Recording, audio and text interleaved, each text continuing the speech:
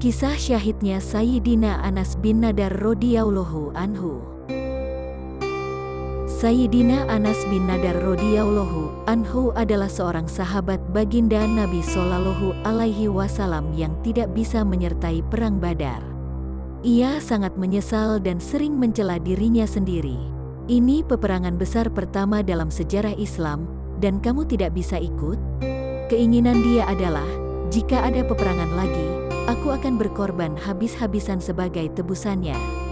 Ternyata kesempatan itu datang pada perang Uhud. Ia turut serta sebagai pejuang yang gagah berani. Pada mulanya kaum muslimin telah mendapat kemenangan dalam perang tersebut. Namun, karena suatu khilafan, kaum muslimin menderita kekalahan pada akhir perang. Khilafan itu bermula dari beberapa orang sahabat radhiyallahu anhum yang ditugaskan oleh baginda Nabi Shallallahu Alaihi Wasallam untuk berjaga di suatu tempat yang khusus. Baginda Nabi Shallallahu Alaihi Wasallam berpesan, "Sebelum ada perintah dari aku, jangan tinggalkan tempat ini. Musuh dapat menyerang dari sini." Ketika permulaan perang, kaum muslimin memperoleh kemenangan. Melihat orang-orang kafir melarikan diri, para sahabat radhiyallahu anhum yang ditugaskan menjaga tempat itu meninggalkan tempatnya. Mereka beranggapan bahwa peperangan telah selesai, sehingga orang-orang kafir harus dikejar dan harta rampasan dapat dikumpulkan. Sebenarnya pimpinan pasukan penjaga ini sudah melarang dan mengingatkan pesan baginda Nabi Shallallahu Alaihi Wasallam. Kalian jangan meninggalkan tempat ini. Akan tetapi, mereka menduga perintah baginda Nabi Shallallahu Alaihi Wasallam itu hanya berlaku ketika perang berlangsung. Oleh karena itu, mereka pun turun dari sana. Saat itulah pasukan kafir yang sedang melarikan diri melihat tempat itu telah kosong.